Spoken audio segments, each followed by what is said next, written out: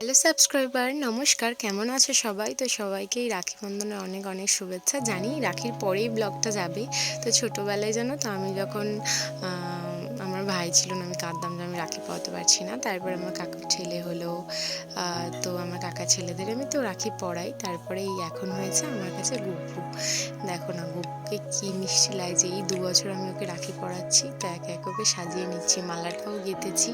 আমার কাছে কিছু গাঁদা ফুলও ছিল, তো ওটা দিয়েও গেঁথেছি। আর টগর, জবা সব দিয়ে গেঁথে ওকে সেট করে নিয়েছি। আর বলতেই তো ভুলে গেলাম, এই লাল টুকটুকে জামাটা ওকে দিদিভাই দিয়েছে।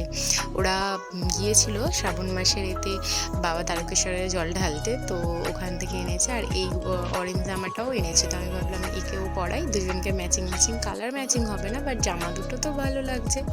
আর ওর জানো তো হাত দুটো জোড়া বলে আমি জামা পরাতে একটু অসুবিধা হয়, তাই জন্য এইভাবে পরিয়েছি। দেখো কেমন লাগছে। তারপর ওকেও দোলনায় বসিয়ে নিয়ে ওকে মালাটা পরিয়ে দিলাম। সুন্দর লাগছে দুজনকেই। ওর একটু ঘাগরা চোলি টাইপের হলে ভালো হয়, কিন্তু আমি ভাবলাম যে দুজনকে একই জামা পরাবো, তাই জন্য তারপরে আমি ওকে তিলকও দিয়ে দিলাম। ছোটোবেলায় আফসোস থাকলেও এখন কোনো আফসোস নেই। আমার 2 ভাইকে আমি রাখি বেঁধেছি, আর আমার 2 গপুকেও রাখি বেঁধেছি।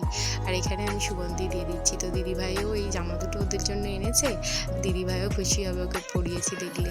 তারপরে দেখো আমি এখানে শিরুনিটা মাখাচ্ছি, যেহেতু রাখি পূর্ণিমা একটু শিরুনি দেবো ঠাকুরকে। তো তারপর আমি সব কিছু করে প্রসাদ গুছিয়ে আরতি করে নিচ্ছি এখানে।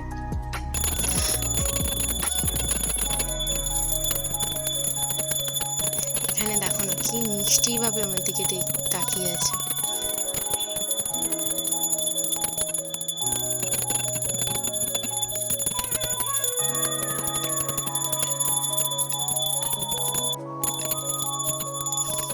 তো আরতি সেরে এবার ওদের দুজনকে আমি একটু ভোগটা খাইয়ে দিচ্ছি। প্রথমটা আমি একটু নিজের হাতে দিই ওদেরকে। তো তারপরে মিষ্টি দিলাম। মিষ্টিতে লাড্ডু তো গোপালের প্রিয়, তো লাড্ডুটাই দিলাম। তারপর শিরুনি মাখাটাও দিয়েছি, আর এরমভাবে সাজিয়েও ছিলাম। তো একে একে ওদের সব খাইয়ে জল দিলাম। এবার রাখিটা পরানোর পালা।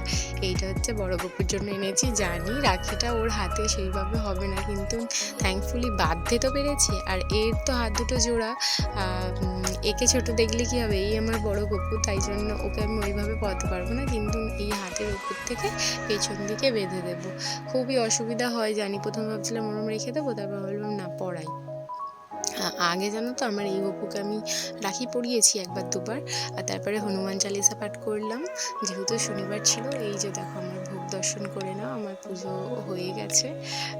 তো তারপর ওদের দুজনকে একটু দোল্লা দিয়ে দিলাম। তো রাধে রাধে, সবাইকে ভালো থেকো, টাটা।